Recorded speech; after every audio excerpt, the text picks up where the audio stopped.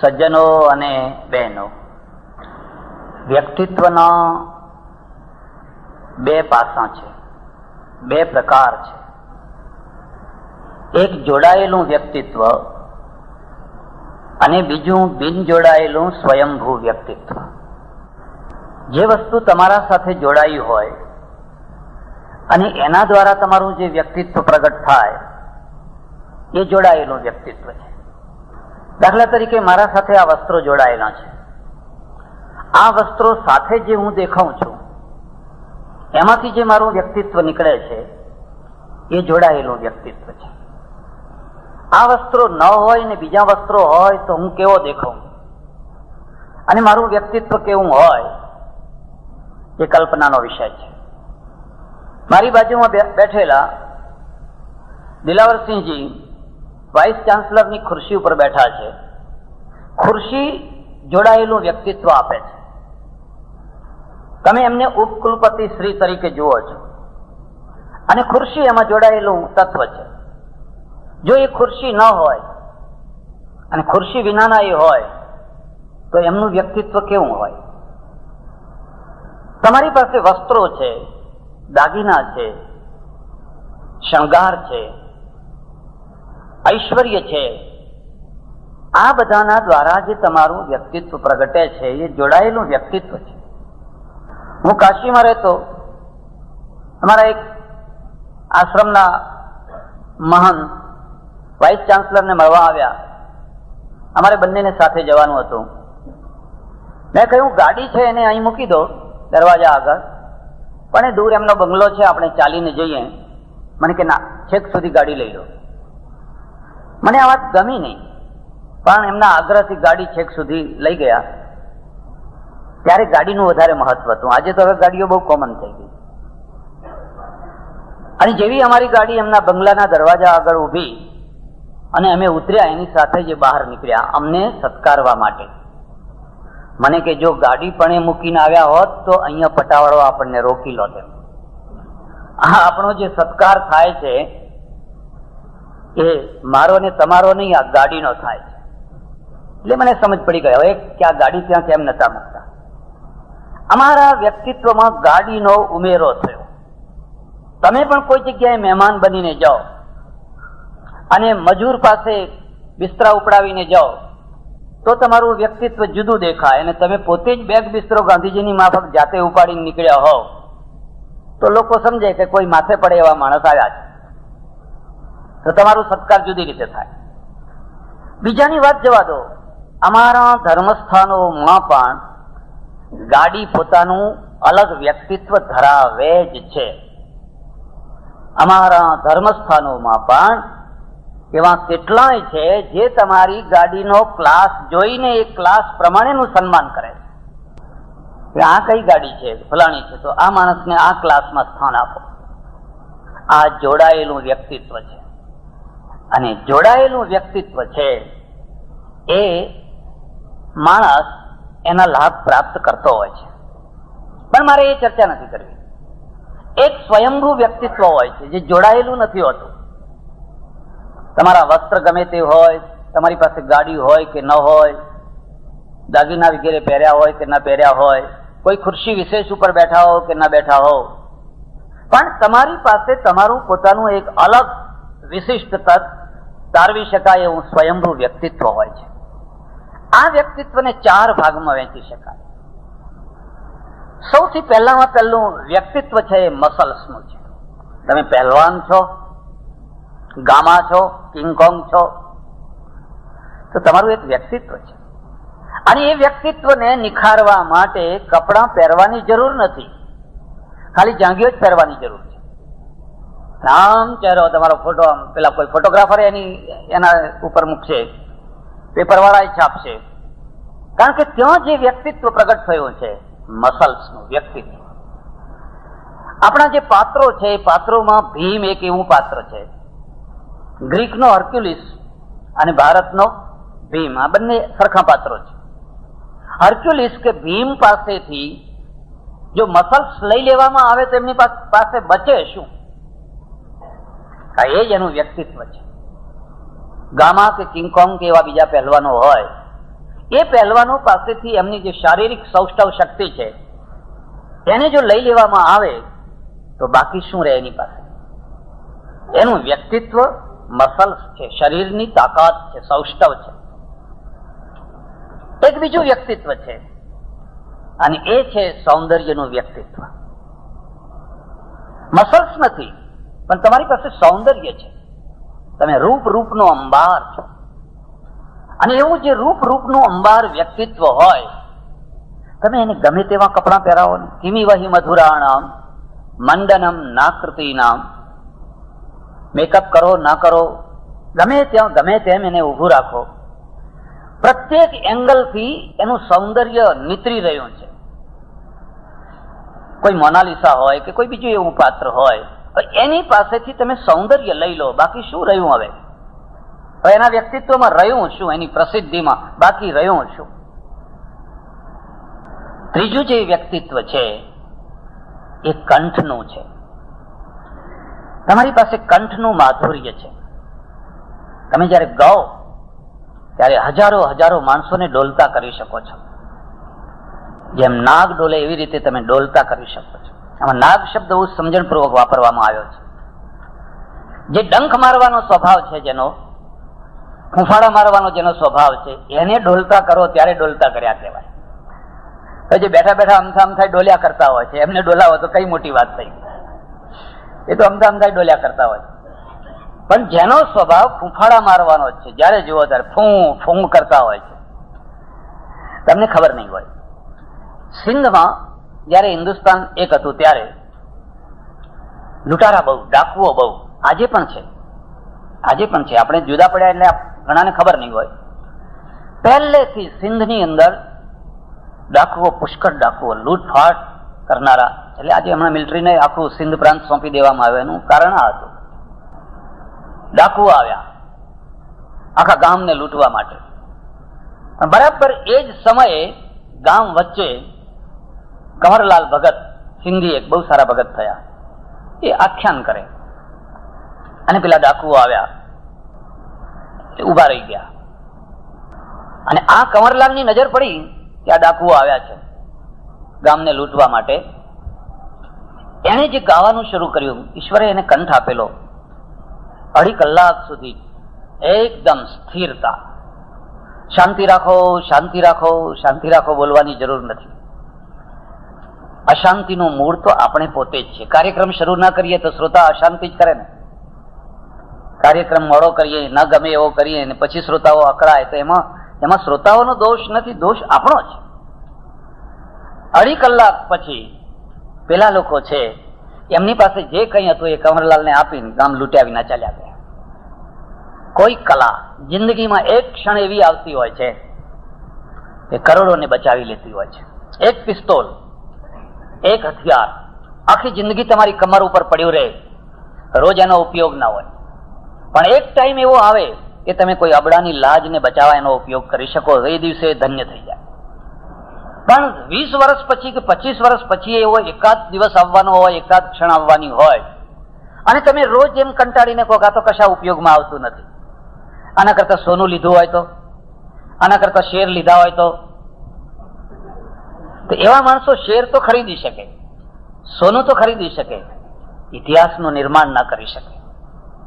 ઇતિહાસનું નિર્માણ ક્ષણ માત્રમાં આવતું હોય છે અને ક્ષણ પસાર થઈ જાય એટલે ખલાસ. એક ડૂબતો માણસ છે, એને બચાવવા માટે સેમિનાર યોજવો ના પડે, ભાઈ આપણે એને બચાવવો જોઈએ કે ના બચાવવો જોઈએ.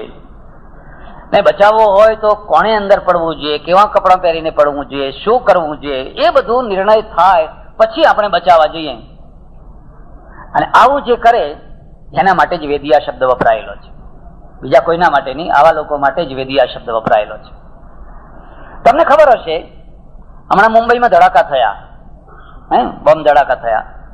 ધડાકા કરનારા માણસો ભાગી ગયા, એને 10 દિવસ થઈ ગયા, હજુ એનો પાસપોર્ટ રદ કરાય કે ન કરાય કે કેટલી ગૂંચો છે એમાં હજુ આપણે અટવાયા કરીએ. એમ જલ્દી કઈ એનો પાસપોર્ટ રદ ન કરી શકાય, એ તો બધું વિચાર કરવો પડે, બધી વિધિઓ કરવી પડે. પેલાને કોઈ વિધિ કરવાની જ નહીં, વિધિ તમારે જ કરવાની. અને તમારી વિધિ છે એ તમારી બેડીઓ બની જાય. એટલે એક વ્યક્તિ છે, એની પાસે શું વ્યક્તિત્વ છે? કંઠ છે. લતાની પાસેથી કંઠ લઈ લો, સાયગલ કે મુકેશની પાસેથી કંઠ લઈ લો, એની પાસે શું રહ્યું? હવે કંઠ વિનાની લતાની તમે કલ્પના કરી શકો?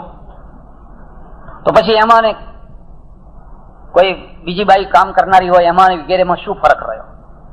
કશો જ ફરક નહીં. પણ એનું જે વ્યક્તિત્વ છે એ કંઠમાં છે. એમ ચોથું અને સૌથી વધારે મહત્વનું જે વ્યક્તિત્વ છે એ મસ્તિષ્કનું છે. અષ્ટાવક્રની પાસે મસ્તિષ્ક છે, આઈન્સ્ટાઈનની પાસે મસ્તિષ્ક છે. વ્યાસ, વશિષ્ઠ, કપિલ, કણાદ, ગૌતમ, આ બધા જે સમર્થ ઋષિઓ છે એમનું વ્યક્તિત્વ, એમનું મસ્તિષ્ક છે. હવે આઈન્સ્ટાઈનની પાસેથી એનું મગજ કાઢી લો તો આઈન્સ્ટાઈન કેવો લાગે? મસ્તિષ્ક વિનાનો આઈન્સ્ટાઈન એટલે કેવો હોય? બહુ મોટા મોટા વૈજ્ઞાનિકો હોય કે બીજા કોઈ માણસો હોય, અષ્ટાવક્રની પાસે સૌંદર્ય નથી, મસલ્સ નથી, એની પાસે ગળું નથી, એની પાસે મસ્તિષ્ક છે. પણ બે વાતો યાદ રાખજો, મસલ્સ અને સૌંદર્ય વગર પરિચય આપતા હોય છે. સૌંદર્ય માટે પરિચય ના આપવો પડે કે આ બહુ રૂપાળા ભાઈ છે. સૌંદર્ય પોતે જ પરિચય છે. સૂર્યને પરિચયની જરૂર ના હોય. સૂર્ય ઉગે એટલે લોકોને કહેવું પડે કે જુઓ આ સૂર્ય ઉગ્યો, દેખાય છે તમને? હા. બીજના ચંદ્રને પરિચયની જરૂર પડે. બીજના ચંદ્ર માટે એમ કહેવું પડે પેલો ચંદ્ર દેખાય, પેલા ઝાડ પાસે દેખાય છે તમને? પણ સૂર્યના માટે એમ કહેવાની જરૂર ના હોય કે આ સૂર્ય છે. એમ સૌંદર્ય સ્વયંભૂ વ્યક્તિત્વ છે, સ્વયં પોતે પરિચય છે. એમ મસલ્સ પણ પોતે સ્વયં પરિચય છે. પણ કંઠ અને મસ્તિષ્ક સ્વયં પરિચય નથી. સમય આવે એનો પરિચય મળતો હોય છે. કેટલાય માણસો બેઠા હોય અને ઘણી વાર તો એવું બને કે બિલકુલ જેને ગાવાનું ના આવડતું હોય એ ગાતા હોય ને ગાનારો ખરેખર ચૂપચાપ બેઠો હોય. અને મારી તમને એક ખાસ સલાહ છે, કોઈના અજુગતા વખાણ ના કરશો. અજુગતી નિંદા તો ના કરશો, પણ અજુગતા વખાણ ના કરશો. કારણ કે નિંદાને પચાવવી જેટલી કઠિન છે એથી વધારે વખાણને પચાવવા કઠિન હોય છે. એકવાર અમે યાત્રાએ ગયા 25-30 માણસો સાથે, એમાં એક બેન હવે મારી સીટના પાછળ બેસે અને એને ગાવાની ટેવ. મેં એકવાર એને કહી દીધું કે ભાઈ તમે તો બહુ સરસ ગાઓ છો. બસ પછી યાત્રા પૂરી થઈ ત્યાં સુધી એને ગાય જ રાખ્યું. ઓ ભગવાન, મેં કહ્યું મેં ક્યાં ભૂલ કરી દીધી? પછી તો યાત્રા પૂરી થઈ ત્યાં સુધી સતત ગા ગા ગા. હવે ત્યારે મારે એને એમ કેવું કેવી રીતે ફરીથી કહેવું કે તમે સારું નથી ગાતા એમ? એકવાર જે સર્ટિફિકેટ આપ્યું હવે એને ઉલટાવવું કેવી રીતે? ત્યારથી મેં કાનની બૂટ પકડી કે બહુ સમજીને કોઈના વખાણ કરવા, નહીં તો વખાણને પચાવવા બહુ કઠિન હોય છે. જરૂરી હોય છે વખાણ કરવા, પણ કલાકારની કદર કરવી પણ જરૂરી હોય છે. પણ જો તમે તમારા વખાણને પચાવી શકો તો પ્રગતિ કરી શકો, અને જો વખાણને ના પચાવી શકો તો તમારી પ્રગતિ અટકી જવાની. એટલે કોઈની પાસે કંઠ છે અને કોઈની પાસે મસ્તિષ્ક છે. આ બે સ્વયંભૂ પરિચય નથી આપતા, એને નિમિત્ત જોઈતું હોય છે. અને જયારે નિમિત્ત મળે ત્યારે લોકોને ખ્યાલ આવે કે હો આ તો આટલું સરસ ગાય છે. આટલા બધા માણસો બેઠા હોય, એમ કોણ જાણે કોણ રામાનુજન હશે, કોણ નોબેલ પ્રાઇઝ લઈ શકે એટલી શક્તિશાળી વ્યક્તિ હશે, આપણે ઓળખી નથી શકતા. કારણ શું છે કે અમારી સંસ્કૃતમાં એક સૂક્તિ છે, શક્તિ કાર્યગમ્યા. શક્તિ જે છે એ કાર્યના દ્વારા પ્રતીત થતી હોય છે. કાર્ય ના થાય ત્યાં સુધી શક્તિની ખબર ના પડે. આટલા બધા માણસોમાં કોની પાસે કઈ શક્તિ છે? કેટલીક વાર એવું બને બહુ સુંદર દર્શનીય માણસ હોય પણ એમાં શક્તિ ના હોય. આવું બને. અમારે સાધુઓમાં ખાસ કરીને એવા અનુભવ અમને ઘણી વાર થાય. હું કાશીમાં રહેતો ત્યારે મહારાજ નામધારી એક બીજા સચ્ચિદાનંદજી હતા. ખૂબ હૃષ્ટપુષ્ટ શરીર, ગોલ મટોલ ચહેરો, અને પ્રવચન કરવા અમે જઈએ, લોકોએ મને બોલાયો હોય પણ લોકો એના સામે જ જોયા કરે. મુખ્ય મહાત્મા આ જ છે એમ સમજે.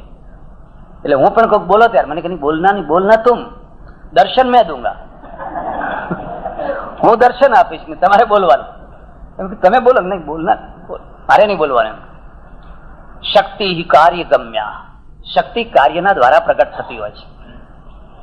એક બીજી વાત, જે શક્તિ પુરુષાર્થના દ્વારા ન આવી હોય પણ આકસ્મિક રીતે તમને પ્રાપ્ત થઈ હોય એને ઈશ્વરની બક્ષિસ માનવામાં આવે છે.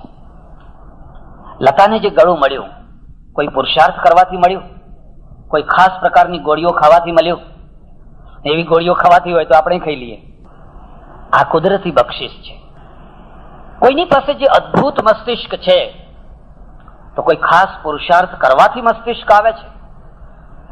હા, વિદ્યાર્થી પરીક્ષા આપે પુરુષાર્થ કરીને, પણ પુરુષાર્થ કરીને આઈન્સ્ટાઈન ના થવાય, પુરુષાર્થ કરીને કાલિદાસ ના થવાય, પુરુષાર્થ કરીને શેક્સપિયર ના થવાય. અને થવાતું હોત તો શેક્સપિયરની સતત આલોચના કરનારા પોતે શેક્સપિયર થઈ ગયા હોત. સતત આ નાટકમાં આમ લખ્યું, આમ લખ્યું, ફલાણું આમ લખ્યું, આમ લખ્યું, આમ ફલાણું આમ કર્યું. હવે આખી જિંદગી જેણે શેક્સપિયરના પીરિયડ લીધા છે એ પોતે શેક્સપિયર નથી થઈ શકતો. કેમ? એ કુદરતી બક્ષિસ છે.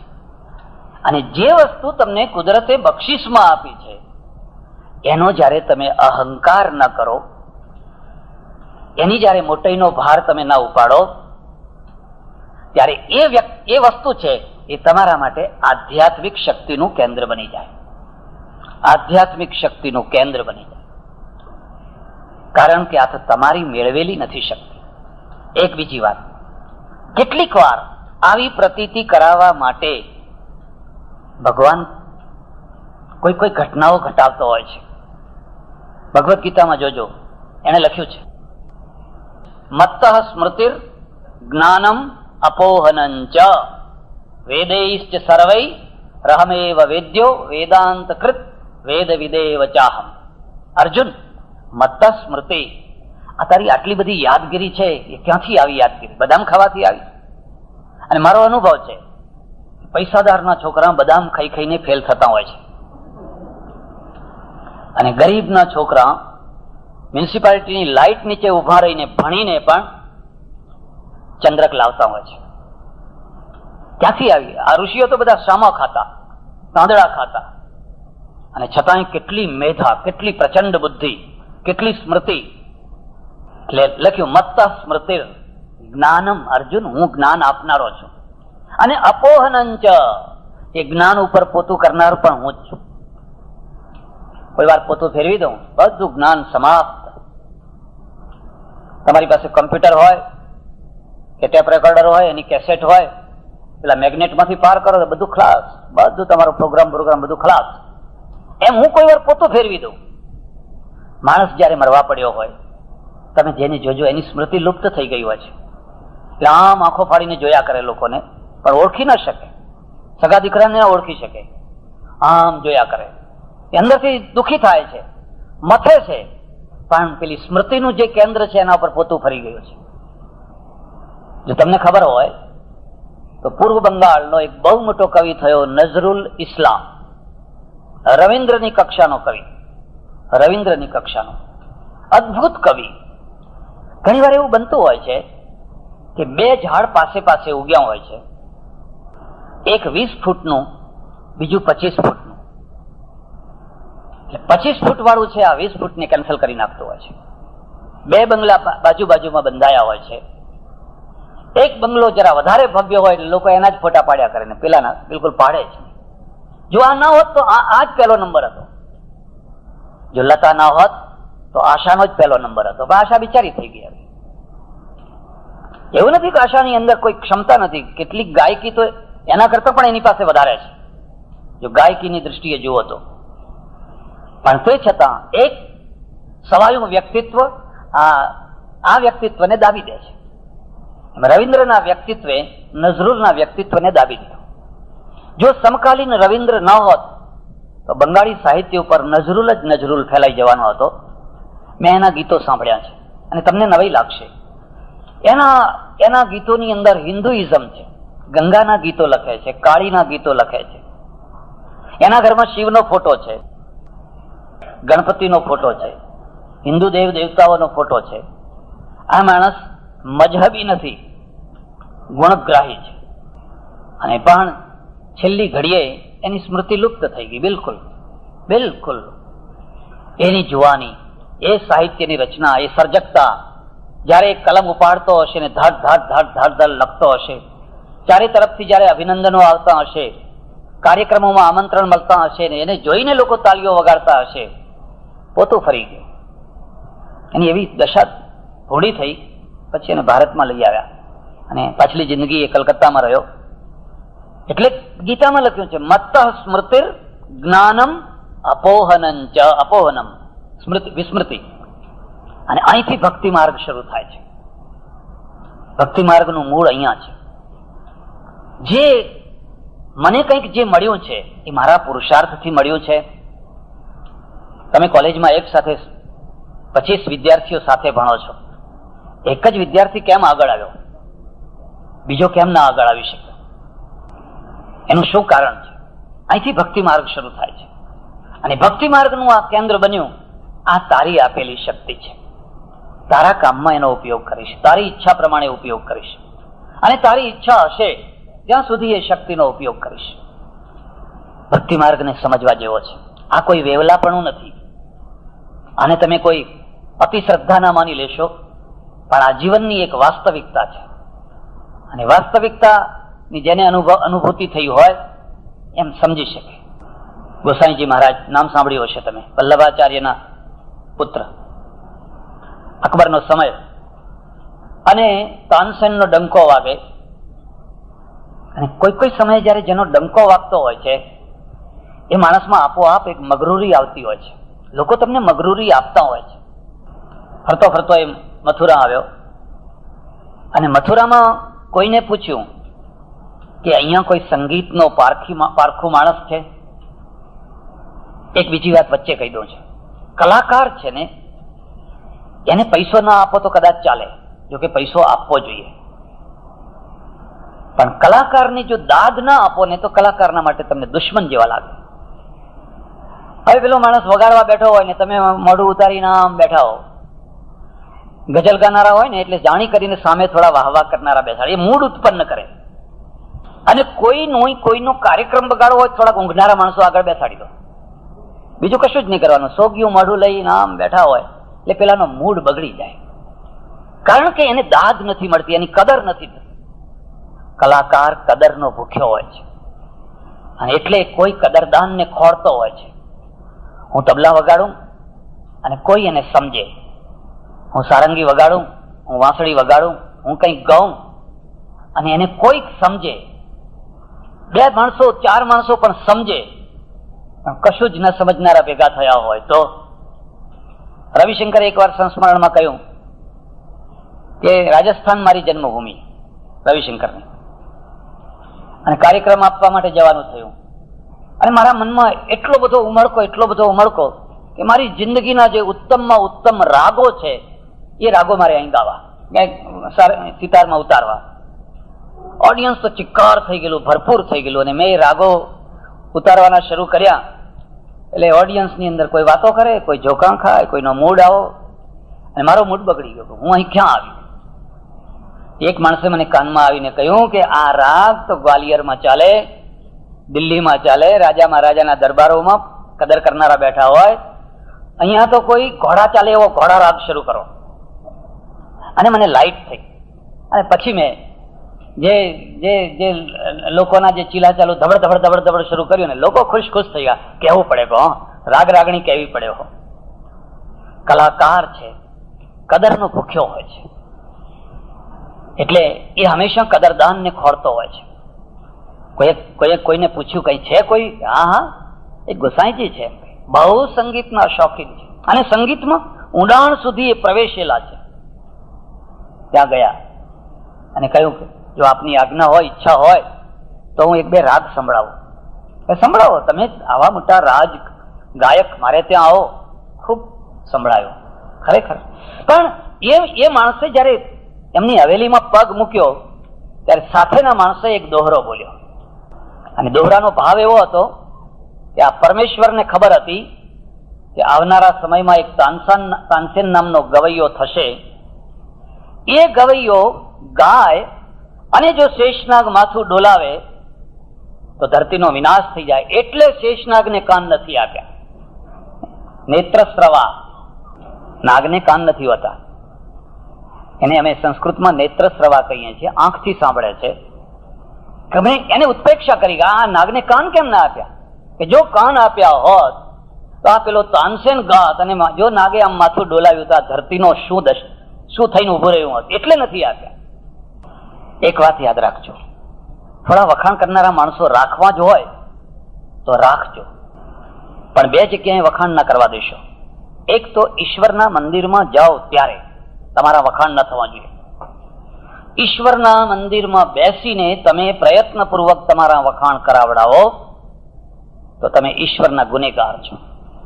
જેના વખાણ થવા જોઈએ એના છે, એની આપેલી મહિમાથી તમે મહિમાવાળા થયા છો. અને બે, પોતાનાથી મોટા જે વડીલો ગુરુજનો હોય એમના આગળ વખાણ કરાવનારા માણસો આગળ વખાણ નહીં કરાવવાના. એના આગળ જેટલા નાના થઈને રહેશો એટલા જ મોટા થશો. આ માણસ વિવેક ચૂકતો હોય છે. ગોસાઈજી કશું બોલ્યા નહીં, સાંભળ્યું, ખૂબ સાંભળ્યું. અને પછી જયારે વિદાય થવાનો પ્રસંગ આવ્યો એટલે એક સરસ મજાની ચાંદીની થાળીમાં સોના મોરો મૂકી, ઉપર મખમલનો રૂમાલ જરી ભરેલો ઢાંકી એમને ભેટ આપ્યો. કદર થવી જ જોઈએ, કલાકારની કદર થવી જ જોઈએ. તો કલાના આધારે જીવે છે.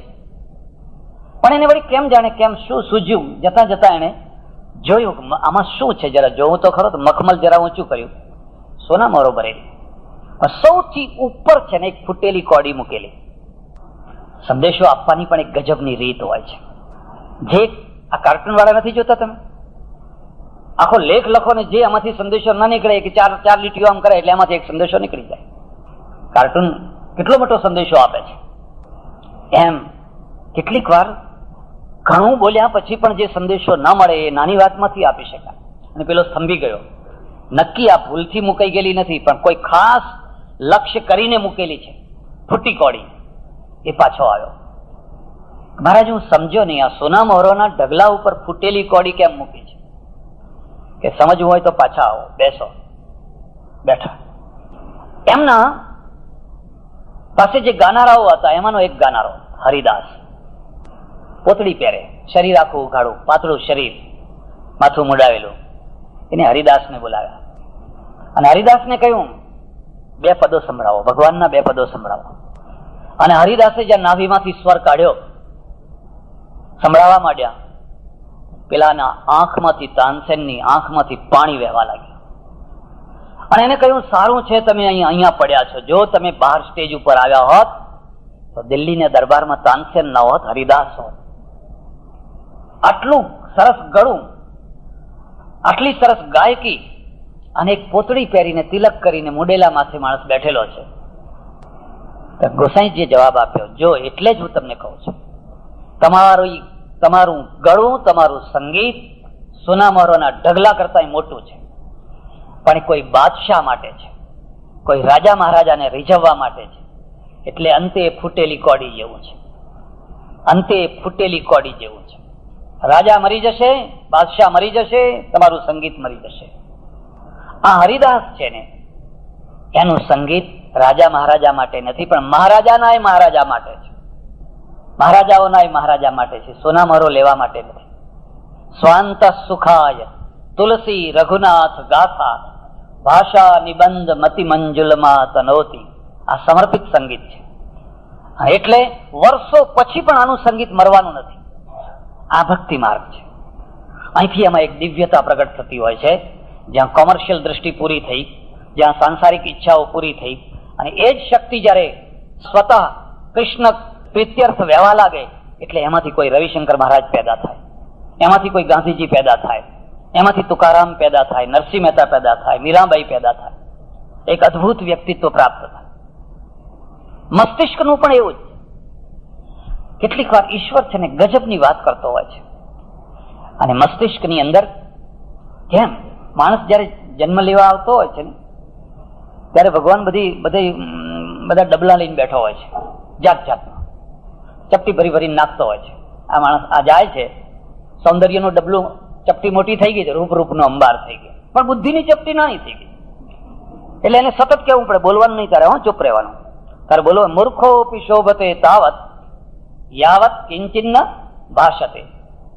અને નવાઈ એ છે કે જેને ચૂપ રહેવાનું છે બોલ્યા વિના રહી નથી શકતો, અને જેને જેને જેને બોલવાની જરૂર છે એને બોલાવવો પડતો હોય છે, બડબડ નથી કરતો હોતો. હવે શું કરે? હવે ચપટી પેલી મોટી થઈ ગઈ, ના ચપટી નાની થઈ ગઈ. કેટલાક માણસોની અંદર તમે જોજો તો ગુણની ચપટી મોટી હોય, રૂપની ચપટી નાની હોય. ગુણનો ઢગલો હોય, રૂપ ના હોય. રૂપ હોય તો ગુણ ના હોય. બહુ થોડા માણસો માટે ઈશ્વર જયારે નવરો હોય ત્યારે ગુણની ચપટીએ બરાબર મૂકે, રૂપની ચપટીએ બરાબર મૂકે, ત્યારે આપણે એમ કહીએ કે આ તો ખરેખર દિવ્ય વ્યક્તિત્વ છે. એમ માણસ જયારે જન્મતો હોય છે, તમને આટલા બધા બુદ્ધિશાળી કોણે બનાવ્યા? મને થોડો સાયન્સમાં રસ છે, અને હું અમેરિકા ગયો 2 વાર, અને બંને વાર શિકાગોના સાયન્સ મ્યુઝિયમને જોવા ગયો. સાયન્સ મ્યુઝિયમની એક વસ્તુ જોઈને મને એટલું સમાધાન થયું, એટલું મોટું સમાધાન થયું. હું ઘણી વાર લોકોને કહું છું, 12 ફૂટનું એનલાર્જ કરેલું મસ્તિષ્ક મૂક્યું છે. મસ્તક નહીં હો, મસ્તિષ્ક. મુશ્કેલી એ છે ઘણા લોકો મસ્તક અને મસ્તિષ્કનો ભેદ જ નથી સમજતા. બે હરખું જ છે એમને. મસ્તિષ્ક 12 ફૂટ મોટું, અને આખું કમ્પ્યુટરાઇઝડ કરેલું છે, અને બતાવે છે તમને કામ વાસના ક્યાંથી જાગે છે. એક માણસ અત્યંત કામી કેમ છે, બીજો ઓછો કામી કેમ છે, એક માણસ બહુ ક્રોધી કેમ છે, એક માણસ લોભી કેમ છે, એક ઉદાર કેમ છે, એક માણસ વેમીલો કેમ છે. અને પેલું મસ્તિષ્ક છે એના અંદરની ધારીઓ છે, નિશ્ચિત ધારીઓ બતાવે છે. જો આ કામ વાસનાની ધારી છે, અહીંથી કામ પેદા થાય છે, અહીંથી વહેમ પેદા થાય છે, અહીંથી ઉદારતા પેદા થાય છે. અને અમને તો અનુભવ થયો, 20 વર્ષ સુધી અમે કથા સંભળાવીએ, પણ જે લોભીઓ માણસ હોય એ ગજવામાં હાથ ના નાખે તે ના જ હરિહરી કરે, પાછો બેઠો બેઠો હરિહરી કરે. અને તમે ગમે એવું કોને, પછી ઘૃણા ના થાય. આ જોયા પછી મારી ઘૃણા ખલાસ થઈ ગઈ, અને હું જાણું કે એમાં એનો દોષ નથી. પેલી ધારી મોટી થઈ ગઈ છે, લોભની ધારી મોટી થઈ ગઈ છે. હવે એના ઉપર શું ઘૃણા કરો? ક્રોધી માણસ રડતો હોય છે આવીને, પતિ પત્ની બે, બાપજી આમનો ક્રોધ ઓછો થાય એવું કરો ને. અને એ કે હા મહારાજ મારો ક્રોધ ઓછો થાય એવું કરો ને. પેલા અમે બધા ઉપાય બતાવતા કે આમ કરો ને, મરચા ના ખાઓ ને, ફલાણું ના ખાઓ ને. પછી મેં જોયું કે હો ડુંગળી લસણ મરચા ના ખાનારા તો બહુ ક્રોધી હોય છે. એમને નથી બોલતો. ગાંધીજી ડુંગળી ખાતા રોજ, અને મોરારજી દેસાઈ લસણ ખાય, હજુ લસણ ખાય છે. અને અમારા કેટલાક એવા ઓળખીતા આવે ને, બિલકુલ એને અડે નહીં, છીંકો નાખે. પણ દુર્વાસાનો પાત્ર આવે એટલે તો એમના આગળ દુર્વાસા ફિક્કા પડી જાય. આ વાત બરાબર નથી, ખોટી વાત છે. એ બધા ફીફા ખાંડવાની વાત છે. મૂળ વાત છે એની ધારી મોટી થઈ ગઈ છે, એટલે બિચારો ક્રોધી છે. અને પેલો જે અત્યંત કામ લોલુપ માણસ છે એના પ્રત્યે શું ઘૃણા કરો છો? એની ધારી મોટી થઈ ગઈ છે, અને મોટી ધારીની સાથે એનો સંગ બગડ્યો છે. એટલે સંગે એને પાછું વધારે ઢાળ આપી દીધો છે. દારૂ પીવો એ ધારી નથી, એ બિલકુલ કુસંગ છે. પણ તમારું વ્યક્તિત્વ જેમાંથી નીકળે છે, તમે ઉદાર વ્યક્તિત્વ વાળા છો, લોભિયા છો, ચીડિયા છો, વેમીલા છો, એ જે તમારું વ્યક્તિત્વ નીકળે છે એ તો તમારા મસ્તિષ્કની અંદર બેઠેલું છે. અને પેલા કોમ્પ્યુટરથી બતાવવામાં આવ્યું છે, જો અહીંથી આ બધું થાય છે, આ બધું અહીંથી થાય છે. ત્યારે એક બહુ મોટું સમાધાન થઈ ગયું. કોના પ્રત્યે ઘૃણા કરવી? એ તો એના વ્યક્તિત્વમાં એ વાત છુપાયેલી છે. એક બીજી વાત યાદ રાખજો, કુદરત જયારે કોઈને કંઈક દોષ આપે છે તેને ઢાંકવા માટે એક બહુ મોટો ગુણ આપે છે, બહુ મોટો ગુણ આપે છે. તમારે જોવું હોય તો જોજો, જે લોકો જેટલા ક્રોધી હશે એટલા જ ઉદાર હશે. ક્રોધી માણસો બહુ ઉદાર હોય, અને જેને બિલકુલ ક્રોધ ના ચડતો હોય ને 5 પૈસા ના કાઢે ગજવામાંથી, ઠંડા તમારે બેઠા હોય, ઠંડા, જલ્દી પૈસા ના કાઢે. પેલાને એકદમ તરત જ એમને થાય કે મેં આ બહુ ખરાબ કરી નાખ્યું, લા નાસ્તો લઈ આવો, આઈસ્ક્રીમ લઈ આવો, ફલાણું કરો, આ કરો, એને એમ તરત થયા કરે. એટલે એમાં એમ બતાવવામાં આવ્યું કે માણસનું આટલું મોટું મસ્તિષ્ક ક્યાંથી આવે છે. અને નવાઈ છે, એને નીચે લખ્યું, માણસનું વધુમાં વધુ વિકસિત થયેલું મસ્તિષ્ક 15% છે, 85% મૂર્છાવસ્થામાં રહે છે. અને 15% જયારે એના મસ્તિષ્કનો વિકાસ થાય ત્યારે લોકો એને આઈન્સ્ટાઈન કહે છે, શંકરાચાર્ય કહે છે, દુનિયાનું એક હેમચંદ્રાચાર્ય કહે છે, અદભુત વ્યક્તિત્વ. અને 15% જો આઈન્સ્ટાઈન થવાતું હોય તો હવે હું ને તમે કેટલા ટકામાં હશું જરા વિચાર કરી છો. કદાચ 2-3% નંબર લાગે તો લાગે, અને એટલામાં તો કોઈ આપણને એમ કહી દે કે પ્રખર વિદ્વાન, અને આપણે સાચું માની લઈએ કે હા પ્રખર વિદ્વાન, એટલે પેલો ભગવાન બેઠો બેઠો હસ્યા કરે એટલે 2%-3% હજુ છે. કોઈ માણસને 5-7 હજારનો પગાર હોય અને એને કહી દેવામાં આવે કે આ તો બિરલા જેવો માણસ છે, અરે ભાઈ બિરલાને એને ઘણું અંતર છે. આ ભક્તિ માર્ગ છે. તમારી પાસે જે કંઈ છે એને તમે એનલાર્જ કરીને, મોટું કરીને સતત જોયા કરો તો મોટાઈથી દબાઈ જશો. તમારી પાસે જે કંઈ છે એને નાનું કરીને જોયા કરો અથવા એની ઉપેક્ષા કરો તો તમે એ દોષથી બચી જશો. તો લોકો તમારી મોટાઈ કરશે, તમારે તમારી મોટાઈ નહીં કરવી પડે, લોકો તમારી મોટાઈ કરશે. અને એટલા માટે જ હનુમાનને પોતાની શક્તિનું ભાન નથી. હનુમાનની આ ખાસિયત છે કે અતુલિત બલ ધામા, અતુલિત બલ હોવા છતાં એને ખબર નથી મારામાં અતુલિત બલ છે, એટલે એને યાદ કરાવવું પડે છે કે તમે આવા અને તમે આવા અને તમે આવા અને તમે ફલાણા, ત્યારે પછી એને ભાન થાય છે. અને એટલા માટે એ ભક્ત રહી શક્યો.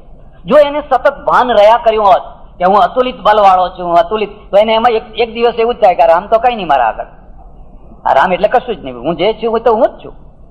સીતાને હું ખબર લઈ આવ્યો, પેલો ઔષધિ હું લઈ આવ્યો, બધા કામ તો મેં કર્યા છે, આ તો બેઠા બેઠા ઠીક. હવે એને નથી ભાન રહેતું એટલે એ ભક્ત થઈને રહી શક્યો અને અમર થઈ શક્યો. એટલે માણસની અંદર આટલી મોટી મસ્તિષ્કની શક્તિ ગોઠવી કેવી રીતે, કોણે ગોઠવી? હું તમને ખાસ ભલામણ કરું છું, ઈશ્વરને શોધવા ના નીકળશો. કોઈ દિવસ હિમાલયના આંટવા માળવાની જરૂર નથી. 1 વાર 2 વાર ઈચ્છા હોય તો જઈ આવજો, કશું મળવાનું નથી. જે મળશે એ તમારા ઘરમાંથી તમને મળશે, અને તમારા ચિંતનમાંથી મળશે, તમારા અનુભવોમાંથી મળશે, તમારા નિરીક્ષણમાંથી તમને મળશે. અનુભવ મેળવવા માટે કંઈ બધે ફરવું હોય તો ફરો. આ જે અદ્ભુત દેન છે મસ્તિષ્કની, એ દેન કુદરતની છે, પરમેશ્વરની છે. મેં એના વ્યક્તિત્વને ટચ નહીં કરો, એના કોચલાને ટચ કરશો. ઉપરનું જે બખ્તર છે એને તમે અડીને આવતા રહેશો, અંદર જે વ્યક્તિત્વ છે એને નહીં સ્પર્શી શકો. કેટલાક માણસો બખ્તર વિનાના, કોચલા વિનાના હોય, જેવા અંદર હોય એવા બહાર. તમે ઘૃણા કરો તોય ભલે અને તમે પ્રેમ કરો તોય ભલે, અમે જેવા છીએ એવા છીએ. ઈશ્વર પેટલીકરની આ ખાસિયત હતી. એમણે સાહિત્યના ક્ષેત્રમાં પ્રદાન કર્યું, કલમો ચલાવી, અને સમાજના જે પ્રશ્નો, મૂળમાં પાટીદાર, પેટલીકર એટલે પેટલી ગામના હિસાબે પેટલીકર, પણ મૂળમાં પાટીદાર. અને મારું એવું માનવું છે કે પાટીદારોના હાથમાં બહુ મોડે કલમ આવી, બહુ મોડે કલમ આવી. 60-70 વર્ષ પહેલા નો કોઈ પાટીદાર કવિ, સાક્ષર, મહાકવિ થયો હોય તો મને બતાવજો. જે કંઈ થયું હોય આ છેલ્લા 50-60 વર્ષમાં, 50-60 વર્ષમાં, 60-70 વર્ષ પહેલા કોઈ નહીં. કેમ કે સયાજીરાવનું ભલું થજો અને એણે ગુજરાતી શિક્ષણ ફરજિયાત બનાવ્યું. ને સયાજીરાવ અને ભગવત ગોમંડલ વાળા ભગવતસિંહ, આ બેને બાદ કરો તો શિક્ષણ જ નહીં, ભણતર જ નહીં, ભણવાનું જ નહીં. વાણિયા બ્રાહ્મણ ભણે, બસ વાણિયા 4થી ચોપડી સુધી ભણે, ચોપડો લખવા માટે. એમને કઈ સાહિત્ય ને બાહિત્ય, કલા ને બલા બધું હરખું. કોઈ પીપળું વગાડે, કોઈ શરણાઈ વગાડે, એને કઈ એમાં રસ નહીં. અને એ બિચારા કહે ખરા કે એ ધંધા આપણા નહીં, એમાં આપણું કામ નહીં. એકવાર એવું બન્યું કે મુંબઈમાં મારે જવાનું થયું ને બધા વાણિયાઓની જ સભા હતી, અહીંયા થોડાક બેઠા જ હશે. વાતમાં વાત નીકળી એટલે મારાથી પ્રશ્ન પૂછાઈ ગયો કે આખા વણિક સમાજની અંદર હજુ સુધી કોઈ અદ્ભુત પ્રેમ ગાથા પ્રગટ થઈ ખરી? જે પેલી શેણી વિજાણંદ એ બધું હોય ને, એવી કોઈ વણિક સમાજમાં? મારી બાજુમાં જે શેઠ બે મને કે એ ધંધા અમારા નહીં, એમ કે એવા ધંધા અમને ના પોસાય, એમ કે વાત એ સાચી છે. હવે અહીં વેપાર કરવો, એ શેણી જતી હોય જાય, વિજાણંદ જતો હોય જાય, આપણે બીજી લઈ આવવાની. ક્યાં શેણીઓ ઓછી છે? કઈ એના માટે હિમાલય હાડ ગાળવા જવાના હોય? આપણે કઈ નવરા છીએ? આપણે તો પેઢી માંડીને બેઠા છીએ. અને એટલા જ માટે જે પ્રેમ ગાથા નથી પ્રગટાવી શકતા, એ શૌર્ય ગાથા અને ભક્તિ ગાથા પણ નથી પ્રગટાવી શકતા. આ ત્રણેયનો અનન્ય સંબંધ છે. પ્રેમ ગાથા, ભક્તિ ગાથા અને શૌર્ય ગાથા, આ ત્રણેય એકબીજા સાથે ઓતપ્રોત થયેલા હોય છે. અને ત્રણેયનું એન્ડ પરાકાષ્ઠા બલિદાન છે. ત્રણેયની પરાકાષ્ઠા બલિદાન છે. અને બલિદાન એ જ ઇતિહાસ છે. એમાંથી જે ઘટના ઉત્પન્ન થતી હોય છે એમાંથી સાહિત્ય. એટલે સાહિત્યકારની પાસેથી આ ત્રણ વસ્તુઓ લઈ લેવામાં આવે તો સાહિત્યકાર લખે તો શું લખે, અને લખે તો કોણ વાંચે? શંકરાચાર્ય સાહિત્યકાર નથી, દાર્શનિક છે. વલ્લભાચાર્ય દાર્શનિક છે. રામાનુજ દાર્શનિક છે. એટલે દર્શનનો વિદ્યાર્થી તો વાંચે એમને, પણ તમે એમ વાંચો, મનમાં વિચાર કરો કે શંકરાચાર્યનું શાંકર ભાષ્ય વાંચતા વાંચતા આપણે રસ તરબોળ થઈ ગઈ, અડધા કલાકમાં તો મગજ ઘૂમ થઈ જાય, બસ હવે આટલો પાઠ બંધ થઈ ગયો, હવે બીજો કાલે કરશું. રસ તરબોળ ના થવાય એમાં. એક બીજી વાત પણ છે, ભારતની થોડી વિશેષતા અથવા દુર્બળતા એ સમજો કે અહીંયા જે સામાજિક દૃષ્ટિ આવી એમાં મોટાભાગના ધર્મગુરુઓએ એને ટચ ન કરી. આ આચાર્યોએ કોઈએ સમાજને ટચ નથી કર્યો. કયા આચાર્ય વિધવા માટે લખ્યું? કયા આચાર્ય સતી પ્રથાના વિરોધમાં લખ્યું? કયા આચાર્ય અસ્પૃશ્યતા નિવારણ માટે લખ્યું? કોઈએ નહીં. ઉલટાનું સમર્થન કર્યું. ઉલટાનું સમર્થન કર્યું કે તો આચાર્યો છે. બીજી તરફ જે એના એ પક્ષમાં લખનારા જે થયા ને એ બધા કવિઓ થયા. કબીર, નાનક, તુલસી, મીરા, અખો, ભોજો, એકનાથ, તુકારામ, આ બધા. પણ સમાજ ઉપર એની પકડ નહીં. સમાજ ઉપર એની પકડ નહીં. લોકો નરસિંહ મહેતાને માને, નરસિંહના પ્રભાતિયા ગાય, પણ નરસિંહ મહેતા 400-500 વર્ષ પહેલા હરિજનોના ત્યાં પ્રસાદ લેવા ગયેલા તો એ પ્રસાદ લેવાની વાત ના કરે. એ તો કે એ નરસિંહ મહેતા જાય, આપણાથી ના જવાય. એ તો ભગવાનનું માણસ, એ તો ભગવાનનું માણસ, ગમે તે કરે ત્યાં ભગવાનનું માણસ આવે. હું મારે આશ્રમમાં બધાને કહું, જો હું બધા કામ, મોટા મહત્વના બધા કામ કાળ ચોગડિયામાં કરું છું. આશ્રમનું ઉદઘાટન હોય કે ખાતમુહૂર્ત હોય કે કોઈ પણ કામ હોય, હમણાં દવાખાનાનું ઉદઘાટન કર્યું, કાળ ચોગડિયામાં કર્યું. અને તમે પણ આવું કરો. અમાવસ્યાના દિવસે દીકરાને પરણાવો તો માંડવો ખાલી મળશે, બ્રાહ્મણો નવરા હશે, બેન્ડ વાજાવાળા નવરા હશે, બધું તમને. અને બુધવારના દિવસે, અમાવસ્યાના દિવસે યાત્રા કરો તો બુકિંગની જરૂર જ નહીં, સીટો બધી ખાલી હશે. મને કે મહારાજ એ ના થાય. પણ મેં કીધું હું કરું છું ને કે નહીં, તમારાથી થાય. તમે તો ભગવાનના માણસ, તમારાથી ના થાય. તો મારું અનુકરણ શું કરશો?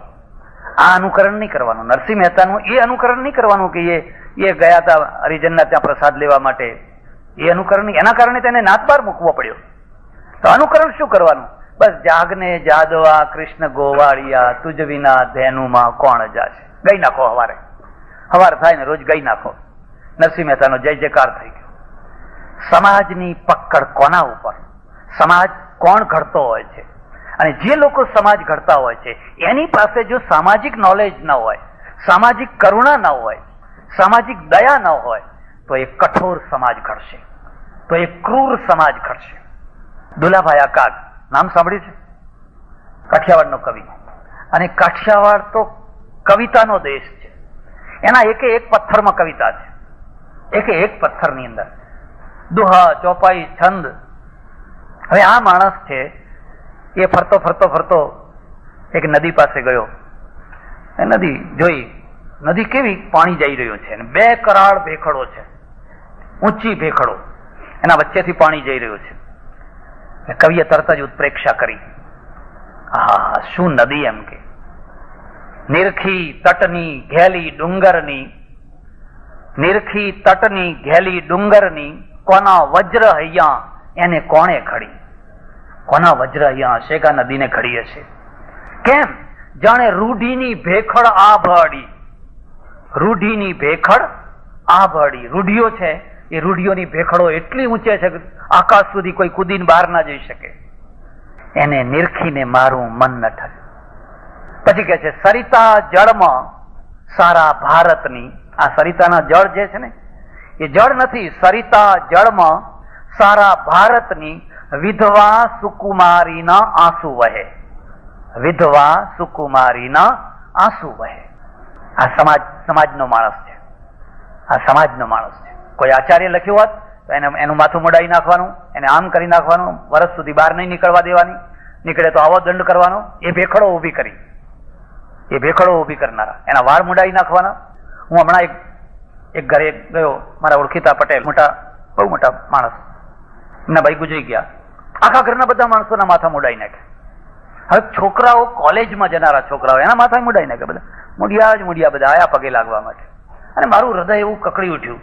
પછી મેં બેસાડીને કહ્યું, જો હવે જે થવાનું હતું એ થઈ ગયું, પણ હવે કોઈ દિવસ કોઈનું મરણ થાય તો આવા માથા મુડાવવાની હવે જરૂર નથી. બધાને ગમ્યું. અને કે ખરું? મેં કહું હા. તો પેલા મરનારના આત્માને મેં કહ્યું, એ તો જ્યાં જવાનો હતો ત્યાં જવાનો જ છે, તમારા મુંડન સાથે એને કંઈ લેવા દેવા નથી. આ ભેખડ છે, આ ભેખડ છે. એ છોકરો કોલેજમાં જાય, ઓફિસમાં જાય, પેલો નેતા છે એ જાય, અને આ પરિસ્થિતિમાં દેખાય કેવો? ભેખડો તોડવી જ જોઈએ. પાડને નથી તોડવાની, પાડનું રક્ષણ કરવાનું છે, પણ ભેખડો તો તૂટવી જ જોઈએ. એક લોકો એવા છે કે ભેખડો વધારનારા છે, કારણ કે એ સામાજિક નથી, એમને કરુણા નથી, એમને પીડા નથી, એમને વેદના નથી. અને એક બીજો વર્ગ એવો છે કે જે ભેખડોને તોડીને પહાડનું રક્ષણ કરે છે. પ્રસંગ છે એટલે કહી દઉં છું. એ જ દુલાભાયા કાગ શિહોર ગયા. જો તમને ખબર હોય તો એ શિહોરમાં એક બ્રહ્મચારીએ બહુ મોટો યજ્ઞ કરેલો વિશ્વ શાંતિ માટે. આપણે ત્યાં બધી વિશ્વ શાંતિની જ વાતો થાય છે, ગૃહ શાંતિની નહીં હો. ગૃહ શાંતિમાં નહીં, ગૃહમાં બોમ્બ ફૂટતા હોય બધા. આપણા ત્યાં બોમ્બ ફૂટે ને આપણે વિશ્વ શાંતિની વાતો કરવાની. નવાઈ એ છે કે વિશ્વ શાંતિ માટે આટલો મોટો યજ્ઞ કરનાર એ શિહોર ગામની અંદર હજુ દેવું ચૂકવાયું નથી. વેપારીઓ હજુ પૈસા ઉઘરાણી બાકી જ છે, અશાંતિ જ છે. દુલાભાયા કાગ પહોંચી ગયા અને આ બધા યજ્ઞકુંડો જોયા, સેંકડો યજ્ઞકુંડો જોયા, અને એના હૃદયમાંથી પેલો સમાજનો દેવ જાગી ઉઠ્યો અને એને કાવ્ય રચ્યું. યાદ રાખવા જેવું છે. ઈ ભાંડુ હજારો ગામડિયા, આપણા ભાંડુ, ઈ ભાંડુ હજારો ગામડિયા જે જન્મતા રોગના ભોગ બન્યા, જે જન્મતા જ રોગ લઈને આવ્યા, એના આંગણે ના કોઈ વૈદ્ય ગયા, દુઃખ દર્દ તો કોઈએ પૂછ્યા જ નથી, અકાળે મૃત્યુને શરણ થયા. અકાળે, જયારે જુવાનીના દિવસો હતા ત્યારે જ બિચારા મરી ગયા. એ અકાળે મૃત્યુને શરણ થયા. હવે લાખો યજ્ઞ તણા ભડકે ભડકે, પેલા દીનજનોની ચિતા સળગે. પેલા દીનજનોની ચિતા, આ યજ્ઞોના ભડકા નથી, આ ચિતાના ભડકા છે. કે 5 દિવસમાં બધા લાખો રૂપિયા ખાક કરી રાખ ચોડીને ઉભા થઈ ગયા. બસ વિશ્વ શાંતિ થઈ ગઈ.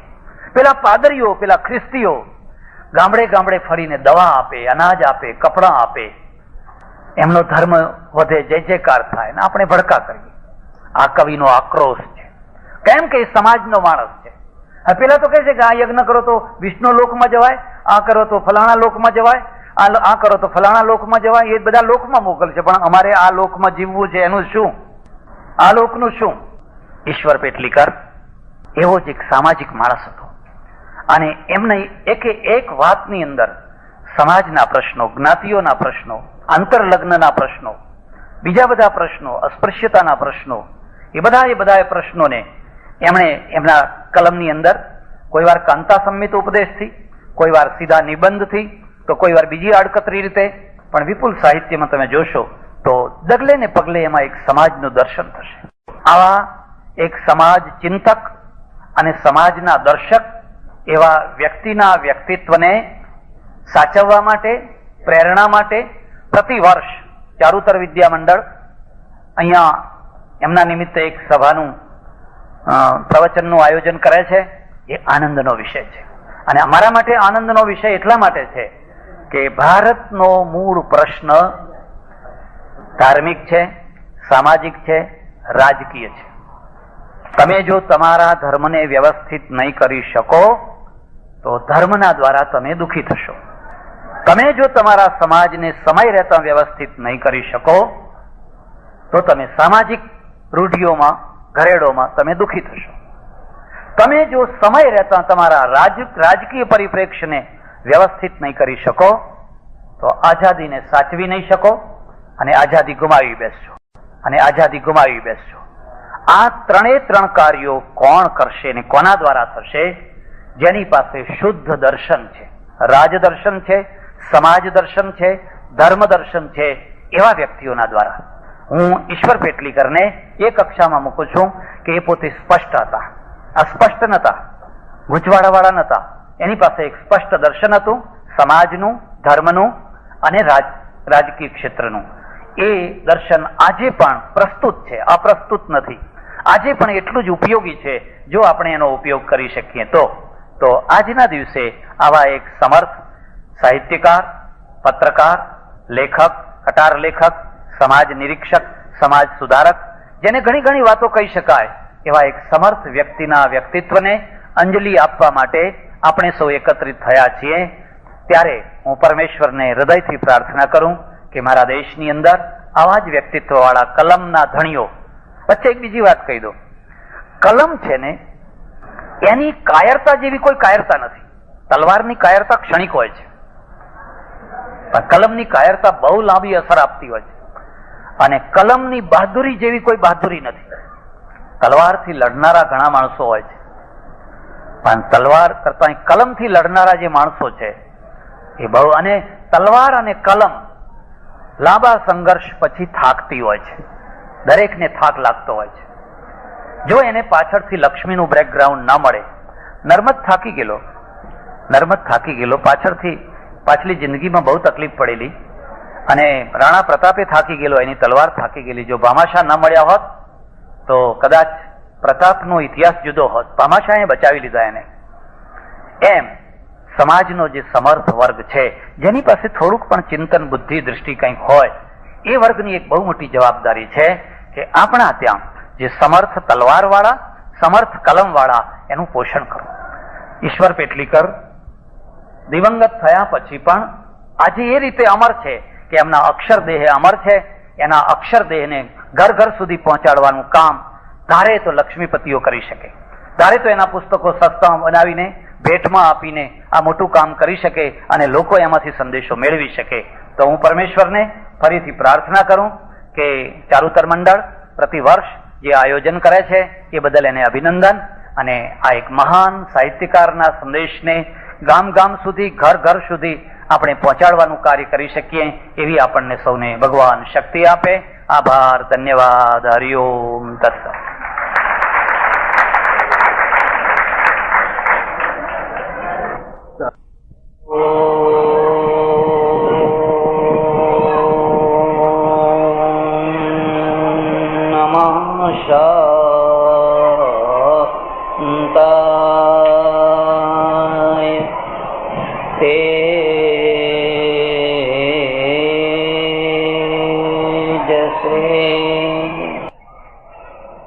આજની સભાના પ્રમુખ સ્થાને બિરાજેલા શ્રીમાન પ્રમુખ મહોદય, સમૂહ યજ્ઞોપવિત નિમિત્તે લગભગ આખા ગુજરાતમાંથી એકત્રિત થયેલા મેવાડા સુથાર ભાઈઓ, પંચાલ ભાઈઓ અને બીજા ભાઈઓ, સજ્જનો અને બહેનો, યજ્ઞોપવિત એટલે શું? જે જનોઈ તમારા ખભા ઉપર છે અને જે જનોઈ તમારા બટુકોને આજે આપવાની છે, એ જનોઈના પાછળનો અર્થ શું છે? તમને કદી પણ કોઈ વાર આ વાત જાણવાની જિજ્ઞાસા થઈ ખરી? જો એ જિજ્ઞાસા થઈ હોય તો થોડી ચર્ચા કરવાની છે. ધ્યાન દો. આ જે જનોઈ છે એમાં 3 તાંતણા છે. કોઈ વાર ઈચ્છા થાય તો ઘેર જઈને એને જોજો. અને પ્રત્યેક તાંતણાની અંદર ફરી પાછા બીજા 3 તાંતણા છે. એ 3 તાંતણા જો જુદા કરવામાં આવે અને એની લંબાઈ માપવામાં આવે તો 96 મુષ્ટિ જેટલી થાય. 96 મુષ્ટિ પરિમિત એની લંબાઈ છે. એ જનોઈના ઉપર બ્રહ્મગાંઠ છે, જે બધાને વાર્તા ના આવડે. 3 ગાંઠો છે એના ઉપર, એને બ્રહ્મગાંઠ કહેવાય. આ જનોઈ ધારણ કરવા પાછળનો હેતુ શું હતો, કેમ ધારણ કરવામાં આવતી હતી અને એમાંથી મેસેજ શું હતો, સંદેશો શું હતો? તો આ વાતને સમજવી હોય તો એક વાત યાદ રાખવાની. સમાજ રચનામાં સૌથી મોટામાં મોટો ગુણ કયો અને સૌથી મોટામાં મોટો દોષ કયો? તમે જ્યારે બાળકનું ઘડતર કરો, તમે જ્યારે સમાજનું ઘડતર કરો, તો તમારે એવો કયો મોટો ગુણ મૂકવો જોઈએ જે ગુણ બધા ગુણોને આપોઆપ ખેંચી લાવે? અને એવો કયો મોટો દોષ છે જે દોષ બીજા આપોઆપ બધા દોષોને ખેંચી લાવે? એ ગુણનું નામ છે કૃતજ્ઞતા. શબ્દને સમજજો, કૃતજ્ઞતા. અને એ દોષનું નામ છે કૃતજ્ઞતા. બે શબ્દો છે. કૃતજ્ઞતાનો અર્થ થાય છે જેણે કોઈએ પણ આપણા ઉપર ઉપકાર કર્યો હોય તેને હંમેશા યાદ રાખવો. ઉપકાર કરનારને કદી ભૂલવું નહીં. બને તો એને સામે ઉપકાર કરવાની ઈચ્છા રાખવી. આવી વૃત્તિ જો બાળકમાં મૂકવામાં આવી હોય તો એને કૃતજ્ઞતા કહેવાય. કૃતજ્ઞતાનો અર્થ થાય જેણે આપણા ઉપર ઉપકાર કર્યો હોય એના જ પગ કાપવા, એનો જ વિરોધ કરવો. ભસ્માસુરનો પણ સમાજ હોય અને શ્રવણનો પણ સમાજ હોય. શ્રવણ મા બાપને કાવડમાં ફેરવે આખા તીર્થોમાં, અને ભસ્માસુર છે એ વરદાન આપનારને જ મારવા દોડે. તમને ખબર હશે, ભગવાન શંકર બહુ ભોળા, બહુ ઉદાર. ભસ્માસુર ઉપર રાજી થયા અને બહુ ઝડપથી વરદાન આપી દીધું. હું તમને ખાસ વાત કહું છું, કોઈ દિવસ ઝડપથી કોઈને વચન ના આપવું. જો પાળવું હોય તો વિચાર કરીને આપવું. ના પાળવું હોય તો આ ચૂંટણીમાં બધા આપે જ છે વચનો. જેટલી ઝડપથી અપાય એટલા આપવાના, પાળવાનો કોઈ પ્રશ્ન નથી. પણ જો પાળવાની વૃત્તિ હોય તો કદી ઝડપથી કોઈને વચન ના, કોલ ના આપવો. મહાદેવે કહ્યું, બોલ બેટા, હું તને વરદાન આપું છું, તારે શું જોઈએ? એણે કહ્યું, મહારાજ, જો મારા ઉપર પ્રસન્ન થયા હોવ તો હું જેના માથા ઉપર હાથ મૂકું એ બળીને ખાખ થઈ જાય. મહાદેવે કહ્યું, તથાસ્તુ. આસુરી વૃત્તિ છે. એને એમ માગ્યું હોત કે હું જેના માથા ઉપર હાથ મૂકું એ સુકાઈ ગયું હોય તો એ લીલું થઈ જાય, તો એવું માગી શકાય ને. પણ દૈવી ગુણ વિના એવું મગાય નહીં. અંદર અસુર બેઠો હોય તો આસુરી પણ જ માગે. મહાદેવે કહ્યું, તથાસ્તુ. પછી પેલા ભસ્માસુરને થયું કે આ મહારાજ વરદાન આપ્યું એ સાચું છે ખોટું છે, લાઈને એમના ઉપર જ ટ્રાય કરવા દે, એમના ઉપર જ પ્રયોગ કરવા દે ને. અને પેલા ફાટ દઈને હાથ આમ લાંબો કરવો ચાલુ કર્યો. એ મહાદેવ ગભરાયા, ઘરે આ તો ભૂલ થઈ ગઈ. ભાગ્યા પેલા આગળ ને આ પાછળ. એવા ભાગ્યા. વિષ્ણુને ખબર પડી કે મહાદેવના ઉપર આપત્તિ આવી છે.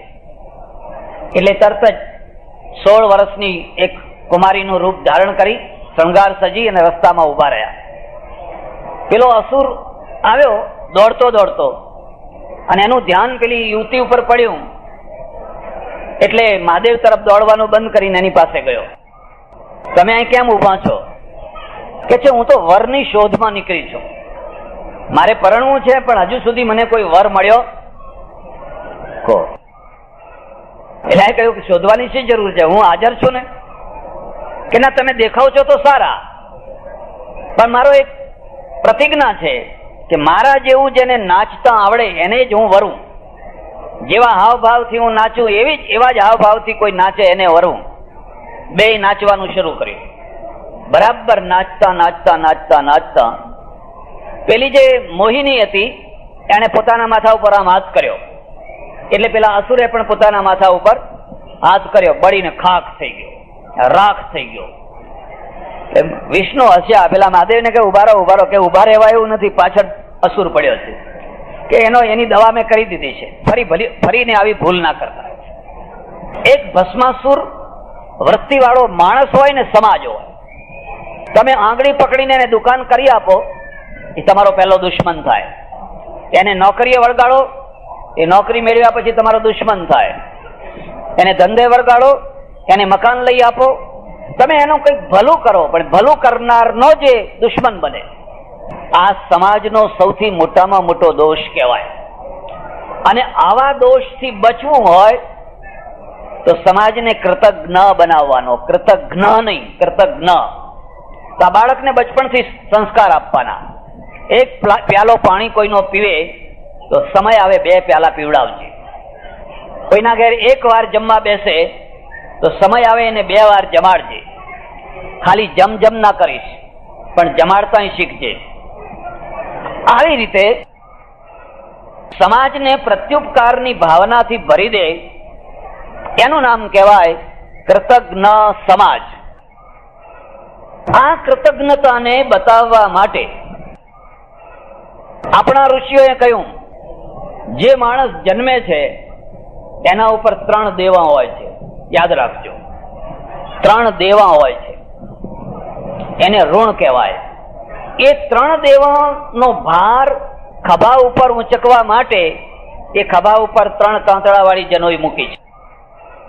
તમારા ખભા ઉપર 3 દેવાનો ભાર ઉંચકવાનો છે. એ કયા 3 દેવા છે? યાદ રાખો, ઋષિ ઋણ, પિતૃ ઋણ અને દેવ ઋણ. આ 3 ઋણ છે. દેવ ઋણ, ઋષિ ઋણ, પિતૃ ઋણ. તમારા ખભા ઉપર આ 3 ભાર છે, 3 દેવા છે. આપણા ત્યાં એવું લખ્યું છે, ઋણાની ત્રિણ્ય અપાકૃત્ય મનો મોક્ષે નિવેશયેત. આ 3 દેવા પૂરા કર્યા પછી અને મોક્ષ માર્ગ સ્વીકારવાનો. ત્યાં સુધી મોક્ષ માર્ગ નહીં, પહેલા દેવું ચૂકતે કરો. દેવ ઋણ એટલે શું અને દેવનો અર્થ શું? દેવ એક જ છે, એક પરમેશ્વર છે, એક જ પરમાત્મા છે. વિશ્વકર્મા કો કે બ્રહ્મા કો, વિષ્ણુ કો કે વિશ્વકર્મા કો, શિવ કો કે વિશ્વકર્મા કો, કોઈ જુદું નથી, કશો ફરક નથી. માત્ર એની જે એક્ટિવિટી છે, એના અંદરથી નીકળનારી જે પ્રક્રિયા છે, એને બતાવવા માટે આકાર જુદો કર્યો. પેલો પરમેશ્વર છે એ દુનિયાનો સૌથી પહેલામાં પહેલો પંચાલ છે. એ સૌથી પહેલામાં પહેલો સુથાર છે. સુથાર અને પંચાલ એટલે શું? આર્કિટેક્ટ અને એન્જિનિયર. જેની પાસે લાકડું હોય પણ એ લાકડામાંથી ડિઝાઇન ઊભી કરી આપે, હવેલી ઊભી કરી આપે, એ આર્કિટેક્ટ છે ને એન્જિનિયર છે. જેની પાસે લોખંડ હોય પણ એ લોખંડમાંથી ફેક્ટરીઓ ઊભી કરી આપે, મશીનો ઊભા કરી આપે, પુલ બાંધી આપે, એ આર્કિટેક્ટ છે અને એન્જિનિયર છે. એવો સૌથી મોટામાં મોટો આર્કિટેક્ટ, એન્જિનિયર પરમેશ્વર છે. તમારા શરીરની ડિઝાઇન જોજો, તમારા શરીરની એન્જિનિયરિંગ પદ્ધતિ જોજો, ગજબની છે. સૂર્યની, ચંદ્રની, તારાઓની, નક્ષત્રોની, પહાડોની, સમુદ્રની, એક જગ્યા ઉપર એને ડિઝાઇનો કરેલી છે. અને ડિઝાઇનોના આધારે આપણે ડિઝાઇન કરીએ છીએ. એટલે આપણે એ પરમેશ્વરનું નામ રાખ્યું વિશ્વકર્મા. વિશ્વનું કર્મ કરનાર, વિશ્વરૂપી કર્મને કરનાર, વિશ્વની રચના કરનાર. એટલે સૌથી પહેલામાં પહેલું જે ઋણ છે એ દેવ ઋણ છે. અને દેવનો અર્થ થાય છે જે દે એ દેવ, જે લે એ દેવ નહીં, જે દે એ દેવ. આટલો તમારો સમાજ ભેગો થયો છે. આમાં ઘણા દેનારા હશે, ઘણા લેનારા હશે, પણ જે દેનારા છે ને એ દેવ છે. આજે ભોજન સમારંભ છે ને, મારા તરફથી આટલું, આ મંડપ મારા તરફથી ફલાણું, આ બટુકો માટે મારા તરફથી ફલાણું. એવી રીતે જે દે છે ને એ દેવ છે. અને શક્તિ હોવા છતાં જે ખૂણામાં સંતાઈને બેસી રહે છે એને કોઈ દેવ ના કહે, દેવું પડશે. એટલે આપણે દેવનો અર્થ કર્યો જે દે. સૂર્ય દેવ છે, ભૌતિક રીતે અગ્નિનો ગોળો છે, ગેસનો ગોળો છે, પણ એ ભૌતિકતાના ઉપર જયારે ભાવના આવે ત્યારે ભાવનાથી દેવ બને. આ જમીન એ ધરતી છે, માટી છે, પણ એમાં જયારે ભાવના મળે એટલે ભારત માતા બને છે. ભાવના ના મળે તો ભારત માતા નથી, માત્ર માટી છે. એમ એક વસ્તુની અંદર જયારે ભાવના ભળે એટલે એમાંથી દૈવત્વ ઊભું થાય. સૂર્ય આખી દુનિયાને પ્રકાશ આપે છે અને કોઈને બિલ મોકલતો નથી. જી બોર્ડ વાળા મોકલે, બહુ મોટા મોટા બિલ મોકલે છે. અને લોકો એવા છે ને હવે ડાયરેક્ટ જ કરતા થઈ ગયા છે. બધું પેલું મીટર કેમ ઊંધું ફેરવવું, કેમ આમ કરવું, બધું લોકો બધા આપણા દેશની વસ્તીને બધું આવડે. પણ સૂર્ય કદી બિલ નથી મોકલતો. એટલે આ બટુકો છે એના ખભા ઉપર જે પહેલો તાર મૂકવામાં આવ્યો છે જનોઈનો, એ દેવ ઋણ છે. હું સૂર્ય તો નહીં બનાવી શકું, પણ હું એક કામ કરી શકીશ. તો મોટો થઈશ, શક્તિશાળી થઈશ, તો મારા મહોલ્લામાં એક નાનો દીવો મૂકી આપીશ. તમારા ઘરમાં કેટલા દીવા છે એની કોઈ મહત્તા નથી, પણ તમે તમારા આંગણામાં એકાદ નાનો બલ્બ મૂક્યો છે. રાત્રે કોઈ ડોસો ઉઠે, ડોસી ઉઠે, કોઈ ખાડામાં પગ પડે, કૂતરા ઉપર પગ પડે અને કાયમી એનો પગ લંગડો થઈ જાય, તો મારે શું? એમ નહીં, તમે સમાજના માણસ છો એટલે તમે એક નાનો સરખો બલ્બ મૂકી આપો, કોઈ વિદ્યાર્થીને ભણવા માટેનો વ્યવસ્થા કરી આપો. આનું નામ દેવ ઋણ. તમે વાયુ તો નહીં કરી શકો, આ વાયુને આપણે દેવ માનીએ છીએ, પણ એકાદ પંખો કરી શકશો. કોઈ આ ધર્મશાળા બાંધી, કેટલી ભવ્ય! હું તો આ પહેલી વાર અંદર આવ્યો, આટલું સુંદર ભવ્ય ભવન બાંધ્યું. તો તમે એક પંખો તો મૂકી શકો કે એક પંખો રૂમમાં મારા ભાઈઓ આવશે ને હવા ખાશે. કારણ કે કુદરતે મને હવા આપી, તો હું એમાંથી ઋણ મુક્ત થવા માટે એક પંખો મૂકી આપું. કુદરતે મને પાણી આપ્યું, જળ દેવ છે, તો હું બીજું કઈ નહીં તો એક પરબ બંધાવી આપું, લોકો પાણી પીવે. કોઈ નળ મૂકી આપું, મારા બંગલાની બહાર એક ચકલી મૂકું કે ગરીબ માણસો આવીને બેડા પાણીના ભરી જાય. આ રીતે જે દેવ પાસેથી તમને મળ્યું એમાંનું થોડુંક પણ તમે સમાજને આપો તો એનું નામ થાય દેવ ઋણથી મુક્તિ. બીજું ઋણ છે ઋષિ ઋણ છે. ઋષિ એટલે આચાર્ય, ભણાવનાર, વિદ્યાના દાતા. તમને કોઈ એકડો ઘૂંટાવ્યો, કોઈએ સ્લેટ લઈ આપી, કોઈએ કોપી આપી, કોઈએ પુસ્તકો આપ્યા, તમારા ગામમાં કોઈએ શાળાનો રૂમ બાંધી આપ્યો, હાઈસ્કૂલની વ્યવસ્થા કરી આપી, તમે ભણ્યા, આજે બહુ મોટા શક્તિશાળી બન્યા. હવે શું કરશો? હવે કશું ના થાય તો તમે એક રૂમ બાંધી આપો, એક હાઈસ્કૂલમાં એક રૂમ બાંધી આપો, એક શાળાનો રૂમ બાંધી આપો, કોઈને નોટો લઈ આપો, કોઈને ચોપડીઓ આપો, કોઈને સ્કોલરશીપ આપો. તમારી શક્તિ છે અને શક્તિશાળી માણસ ધારે તો આ કામ કરી શકે. મને કોઈએ ભણાવ્યો તો મારે કોઈને ભણાવવો જોઈએ. જો મને કોઈએ ના ભણાવ્યો હોત, કોઈ છાત્રાલયમાં મને જગ્યા ના મળી હોત તો હું ભણી ન શક્યો હોત. મારી જ્ઞાતિએ છાત્રાલય કરી આપ્યું તો હું હવે એ છાત્રાલયમાં 2 રૂમ બાંધી આપું. આ ઋષિ ઋણ. વિદ્યા માટે, ભણતર માટે તમે તમારી શક્તિને ખર્ચો, અને એ ખર્ચી નિષ્પ્રિય ભાવથી ખર્ચો, તે એ ઋષિ ઋણ છે. પિતૃ ઋણ. તમારા માતા પિતાએ તમારા માટે કેટલી વ્યવસ્થા કરી. આ બધા બટુકો અહીં બેઠા છે, અત્યારે બિચારા બાળકો છે, ભોળા છે, નાદાન છે, પણ એમના મા બાપને હરખ છે, અમારા બાળકો, અમારા બાળકો, અમારા બાળકો. એને સારા કપડાં આપે, સારું ખવડાવે, દેવું કરીને પણ ભણાવે, નોકરીએ વરગાડે, એને પરણાવે, એને ઘર લઈ આપે, એની બધી વ્યવસ્થા કરી આપે. પછી મા બાપ વૃદ્ધ થાય, છોકરાઓ જુવાન થાય, પરણે અને મા બાપને લાત મારતા થઈ જાય, મા બાપનું અપમાન કરતા થઈ જાય, મા બાપનો તિરસ્કાર કરતા થઈ જાય, તો એ કૃતજ્ઞ પ્રજા થઈ. એને પાપી પ્રજા કહેવાય, પાપી પ્રજા. અને એ પાપ જો આપણા સમાજમાં ના લાવવું હોય તો એ ત્રીજો તાંતણો મૂકવામાં આવ્યો, પિતૃ ઋણ. શ્રવણ બનો, રામ બનો. પોતાના વૃદ્ધ જે મા બાપ હોય એમને કહો, બાપુ હવે તમારે કામ, તમે આખી જિંદગી બહુ કામ કર્યું, હવે તમારે કામ કરવાની જરૂર નથી. બા તું બેસ, યાત્રા કર, શાંતિથી રહે, હવે અમે બધા કામ કરશું. અમારા માટે તમે ઘણું કર્યું, હવે તમારા માટે અમે કરશું. આ પિતૃ ઋણ છે. આવા 3 ઋણો છે. એ 3 ઋણોનો ભાર જેના ખભા ઉપર છે, એ ખભા ઉપર જે પડેલી વસ્તુ એનું નામ જનોઈ છે. એટલે શાસ્ત્રકારને લખવું પડ્યું, યથા વાયુમ સમાશ્રિત્ય વર્તન્તે સર્વજંતવ તથા ગૃહસ્થમાશ્રિત્ય વર્તન્તે સર્વચાશ્રમા. જેવી રીતે વાયુનો આશ્રય કરીને બધા પ્રાણીઓ જીવે છે, એવી જ રીતે ગ્રહસ્થાશ્રમનો આશ્રય લઈ અને બાકીના આશ્રમો જીવે છે. જો ગ્રહસ્થાશ્રમ ન હોય તો બાકીના આશ્રમો ક્યાં જઈને જીવે, કેવી રીતે જીવે? એટલે એના ઉપર એક ભાર છે. જ્યારે આ બટુક મોટો થશે, એને પરણાવવામાં આવશે, ત્યારે પત્નીના જે 3 તાંતણા છે એ આના ખભા ઉપર આવશે. કારણ કે પતિ અને પત્નીનું અદ્વૈત છે, બે એક છે, બે નથી. તો બેયનો ભાર પુરુષે ઉપાડવાનો છે, પતિ પત્ની બંને ઉપાડવાનો છે. એટલે 3 તાંતણાની જગ્યાએ 6 તાંતણા થઈ જશે. તો સજ્જનો, પહેલા આ મુદ્દાને સમજો કે આ જનોઈ શું છે, શા માટે છે. કોઈ એક સમયમાં, પ્રાચીન કાળમાં, ઋષિ પરંપરામાં આ પદ્ધતિ સાંસ્કૃતિક રીતે ચલાવવામાં આવેલી. આ જનોઈ ધારણ કર્યા પછી એને ગુરુકુળમાં પ્રવેશ મળતો, એ બાળક ગુરુકુળમાં રહેતો અને ભણતો. એક જ સાથે કૃષ્ણ અને સુદામા બંને સાથે ભણતા અને સાથે ભોજન વગેરે કરતા. એ પદ્ધતિ આજે પણ કોઈને કોઈ રીતમાં ચાલુ રહી છે. હવે એ રિવાજ છે, હવે એના પાછળનો અર્થ લુપ્ત થઈ ગયો.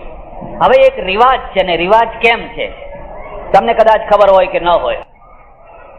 પ્રત્યેક પ્રજાની અંદર વળાંકો આવતા હોય છે. મેવાડા સુથારો કોણ છે? એ બ્રાહ્મણોમાંથી થયેલા છે. મૂળમાં એ બ્રાહ્મણો છે. તમને રાજી કરવા નથી બોલતો, મારો વિષય છે એટલે હું તમને કહું છું. કારણ કે સુથાર નામની કોઈ જાતિ નથી, કોઈ જાતિ નથી.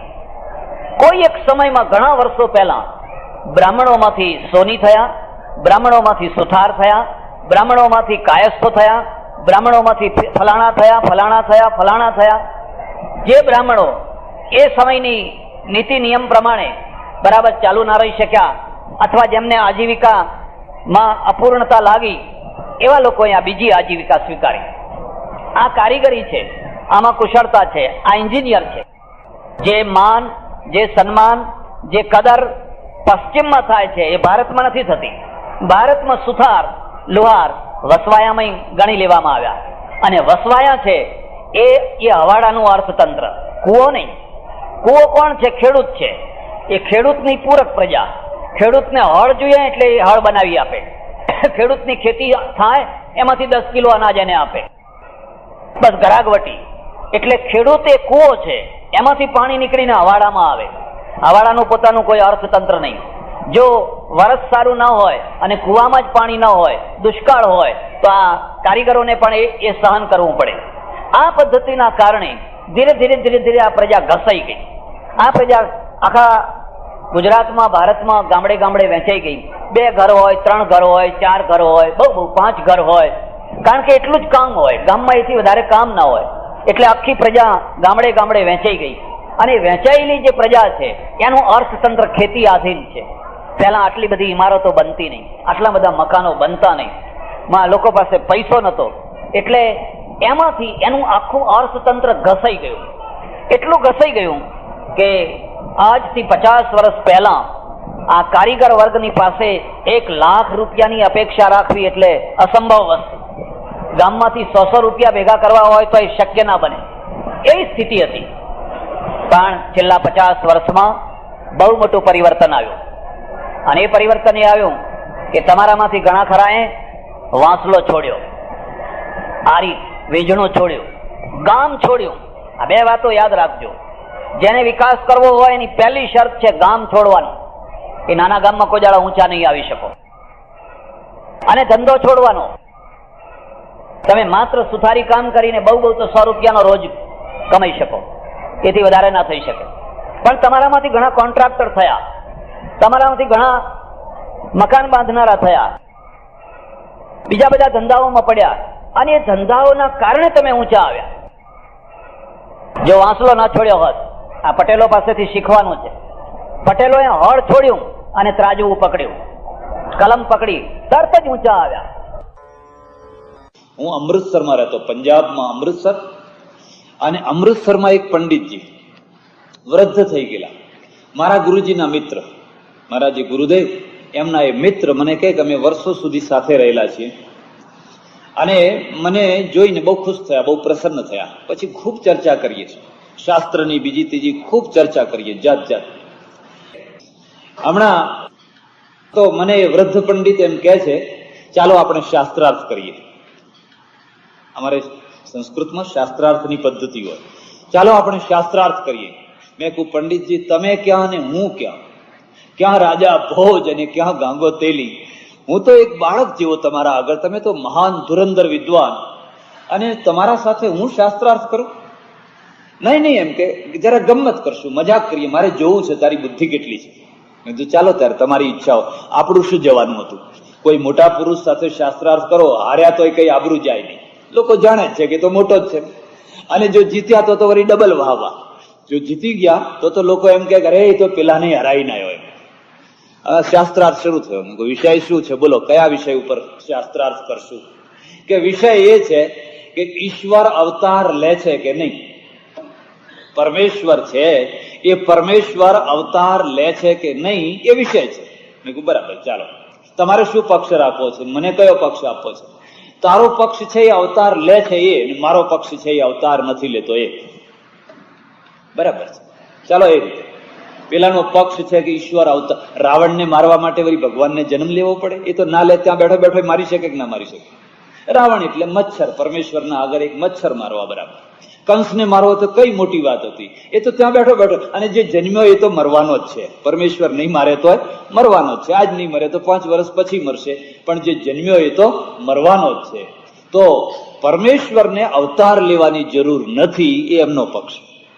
મને સોંપ્યો એ પક્ષ કે ઈશ્વર અવતાર લે છે એ તું સિદ્ધ કર. હવે આપણી તો બુદ્ધિ બહુ અલ્પ, પણ પરમેશ્વર પોતે સહાયતા કરે તો અલ્પ પણ મહાન થાય. આ મુદ્દો યાદ રાખજો. ભક્તનું જોર સ્વ નથી, ભક્તનું જોર ભગવાન છે. ભક્તિ માર્ગની સફળતાનો આધાર તમારી પોતાની ક્ષમતા નથી, પણ તમારા ઈષ્ટદેવની કૃપા છે. અને તમને ડગલે ને પગલે તમારા ઈષ્ટદેવની કૃપાનો અનુભવ થયા કરે તો એમ સમજજો કે તમે કંઈક ભક્તિમાં ઉતરેલા છો, ઊંડાણ. મેં તો ભગવાનને યાદ કર્યા કે હે ભગવાન, તું મને કંઈક બુદ્ધિ આપજે. અને ભગવાને પ્રતિજ્ઞા કરી છે ગીતામાં, દદામી બુદ્ધિ યોગમ તમ યેન મામુપયાન્તિ તે. અર્જુન, જે મારો શરણાગત થાય, જે મારો ભક્ત થાય, હું એને બુદ્ધિ આપું, બુદ્ધિ યોગ આપું. એવો બુદ્ધિ યોગ આપું કે જે કોઈ સંસારનો ગુરુ ના આપી શકે, એવો બુદ્ધિ યોગ હું એને આપું. એન મામુપયાન્તિ તે, જેથી એ મને પ્રાપ્ત કરી શકે. અર્જુન, હું બધુંય આપું છું, તું મારો થા, એક વાર મારો થા. પછી તું જો તને પૈસો જોતો હોય તો પૈસો આપીશ, ને જે જોઈએ આપીશ. પણ એટલું યાદ રાખજે, તારા જીવનને બરબાદ કરે એવી કોઈ વસ્તુ નહીં આપે. તું વારંવાર માગીશ તોય નહીં આપે, તારા જીવનનું કલ્યાણ કરે એવી વસ્તુ આપીશ. પરમેશ્વરે પ્રતિજ્ઞા કરીશ, તું મને યાદ કરજે. જયારે બહુ ફસાઈ જાય, કશું ન સૂઝે, ચારે દિશા શૂન્ય લાગતી હોય, ત્યારે તું મને યાદ કરજે. હું તને બુદ્ધિ આપીશ, એમાંથી નીકળવાનો રસ્તો બતાવીશ. એટલે જે પરમેશ્વર છે, પેલા અમૃતસરમાં અમારો શાસ્ત્રાર્થ ચાલી રહ્યો છે. મેં ભગવાનને કહ્યું, પેલો તો કહે છે કે જન્મની અવતારની જરૂર શું છે, શું જરૂર છે? એ તો બધું એમને એમ થઈ શકે, એમને એમ થાય જ છે. મને યુક્તિ સુજાડી. મેં એમને કહ્યું, બોલો તમે પરમેશ્વરને સર્વશક્તિમાન માનો છો કે નહીં? કે અલ્પ શક્તિમાન માનો છો કે નહીં? પૂર્ણ શક્તિ, સર્વશક્તિ, એની શક્તિમાં રંચ માત્ર ઓછાપણું નહીં. તો હવે હું તમને એમ પૂછું છું કે પરમેશ્વરને એવી ઈચ્છા થાય કે મારે અવતરવું છે, મારે અવતાર લેવો છે, તે અવતાર લઈ શકે કે ના લઈ શકે? જો એ ના લઈ શકે તો તમારે એમ કહેવું જોઈએ કે એનામાં એટલી ઓછી શક્તિ છે, એનામાં એટલી શક્તિ નથી કે અવતાર લઈ શકે. તમે એના માટે નિયમ બનાવી દીધો, તમે એના માટે એક કેપેસિટી ઊભી કરી દીધી. જ્યાં તમે એના માટે કેપેસિટી ઊભી કરો છો ત્યારે તમે પછી એને સર્વશક્તિમાન ના કહી શકો. એટલે આપણા શાસ્ત્રોમાં ઈશ્વરની વ્યાખ્યા કરી છે, કરી શકે, ન કરી શકે, અન્યથા કરી શકે. એક માણસે આવીને મને પૂછ્યું કે ભગવાન પોતાના ખંભા ઉપર બેસી શકે? કેવા લોકો પ્રશ્નો પૂછતા હોય છે. પોતાના ખંભા ઉપર પોતે ભગવાન બેસી શકે? મેં કહું હા બેસી શકે, હા બેસી શકે. તો બતાવો. તો બતાવો તો હું થોડો બતાવું? બતાવો એટલે કઈ મારા હાથની વસ્તુ છે? હું ના બેસી શકું, કારણ કે હું જીવ છું, હું જીવાત્મા છું. હું પોતાના ખંભા ઉપર ના બેસી શકું, પણ પરમેશ્વર બેસી શકે. પરમેશ્વર માટે તમે કોઈ નિયમ બનાવી શકો, એના માટે કોઈ મર્યાદાઓ ઊભી ના કરી શકો, એના માટે કોઈ લીટા ના દોરી શકો. જે લોકો એ લીટા દોર્યા છે એમને ખબર નથી કે એમણે પરમેશ્વરને સીમિત બનાવી દીધો છે, એને સીમિત બનાવી દીધો છે. એક રાજા, ચક્રવર્તી રાજા છે. એ ચક્રવર્તી રાજાને એવી ઈચ્છા થાય કે આજ મારે મારા મહેલમાં ઝાડુ લગાવી અને ટોપલો ઉપાડીને ઉકરડે નાખવા જવું છે. તો એ જઈ શકે કે ના જઈ શકે? જરૂર છે કે એ નહીં જોવાનું, એને તો ઘણા ઝાડુ લગાવનારા છે, કચરો કાઢનારા ઘણા છે, પણ એને પોતાને ઈચ્છા થાય કે મારે મારા મહેલની અંદર ઝાડુ લગાવીને ટોપલો માથા ઉપર ઉપાડીને ઉકરડે નાખવા જવું છે, તો એ જઈ શકે કે ના જઈ શકે? કોઈ પ્રતિબંધ છે? કદાચ રાજાના માટે એવો પ્રતિબંધ શક્ય હોઈ શકે, પણ પરમેશ્વર વિશે એવો પ્રતિબંધ હોઈ શકે? એટલે પરમેશ્વર વિશે જ્યારે પણ તમે કોઈ નિયમ બનાવો ત્યારે એટલું યાદ રાખજો કે તમે તમારા ગજથી નિયમ બનાવવા ના બેસો. અને એટલે તમે શું સાક્ષાત વેદને એમ કહેવું પડ્યું, નેતિ નેતિ ન ઇતિ ન ઇતિ. આપણે શું એના નિયમ બનાવવાના હતા? ઇતિ ન ઇતિ. એના માટે કોઈ ઇતિ ના કરી શકાય, બસ આટલું, આથી વધારે નહીં. ન ઇતિ. જો વેદ એમ કહેતો હોય કે નેતિ નેતિ છે, તો આપણે પછી એના માટેના નિયમ બનાવનારા કોણ? અને હું જીતી ગયો. પંડિત ખૂબ ખુશ થયા. પંડિતે કહ્યું કે આ પોઈન્ટ ઉપર તું જીતી ગયો. પરમેશ્વર જો સર્વશક્તિમાન છે તો એ બધું કરી શકે, અવતાર પણ લઈ શકે, માણસનું શરીર પણ ધારણ કરી શકે, અને જે ધારે એ બધું કરી શકે. શું ના કરી શકે આપણે કઈ નિર્ણય કરી શકીએ? એટલે શાસ્ત્રમાં પરમેશ્વરને જે સગુણ રૂપ આપ્યું છે એ માનવોચિત ઉદાત્ત ગુણોના કારણે. જો તમે દયા કરી શકતા હો તો પેલો તો દયાનો ભંડાર છે. જો તમે સત્ય ઉપર ચાલતા હોય તો એ તો સત્ય રૂપ છે. જો તમારામાં શૌર્ય હોય તો પરમ શૌર્ય રૂપ છે. એટલે એકે એક ગુણ, એ ગુણનો કોઈ પાર નહીં. એટલા બધા ગુણો એની અંદર છે. એ નિર્ગુણ પણ છે અને એ સગુણ પણ છે. નિર્ગુણ છે એ પ્રકૃતિના ગુણો ન હોવાના કારણે નિર્ગુણ છે, સત્વ રજ અને તમ. પણ એમાં ઘણા ગુણો છે, દયા કરુણા વગેરે, એટલે સગુણ પણ છે. ત્યારે ભાગવતકારે કૃષ્ણનું જે રૂપ બનાવ્યું એ રૂપ શું છે? કૃષ્ણ એ પ્રેમ છે. પ્રેમથી મોટો કોઈ ગુણ નથી, અને પ્રેમ આવ્યા પછી કોઈ અપૂર્ણતા નથી. એટલે પ્રેમ એ જ પરમેશ્વર છે, એ જ પ્રેમ છે. જ્યારે તમે માયાવી પ્રેમ કરતા હો, અને માયાવી પ્રેમનો અર્થ સમજ્યા? યાદ રાખજો, તમે ગમે એટલી સોગંદ ખાતા હો, ગમે એટલું બોલતા હો, પણ તમારા બે માણસોનો જે પ્રેમ છે એમાં માયા તત્વ છે. પેલો પેલાને છેતરે છે, પેલો પેલાને છેતરે છે. છાતી ઉપર હાથ મૂકીને જોઈ જોજો, એકબીજાને છેતરતા હોય છે, અને છતાંય પ્રેમ પ્રેમ પ્રેમ એમ કહેતા હોય છે. પણ એનો ભાવ એટલો હોય છે કે મારું કહ્યું થાય, મારા પ્રમાણે થાય, મારી ઈચ્છા પૂરી થાય, તારી ઈચ્છાનું જે થવું હોય એ થાય. આ પહેલી નિશાની છે. જ્યારે દૈવી પ્રેમ પ્રગટે ત્યારે મારી કોઈ ઈચ્છા નહીં, તારી ઈચ્છા હોય એ જ પૂરી થાય. જે તારી ઈચ્છા હોય, મારી કોઈ ઈચ્છા, મારે કશું જોઈતું નથી, મારી કોઈ અપેક્ષા નથી, તારી બધી ઈચ્છાઓ પૂરી થાય. આ દૈવી પ્રેમ છે. પતિ પત્નીમાં પણ જો આ દૈવી પ્રેમ પ્રગટ્યો હોય, મિત્રમાં પણ દૈવી પ્રેમ પ્રગટ્યો હોય, તો એની આ નિશાની છે. એ પોતાની ઈચ્છા નહીં, એની ઈચ્છા. તારી ઈચ્છાઓ પૂરી થાય, તારી ઈચ્છા પ્રમાણે હું જીવીશ.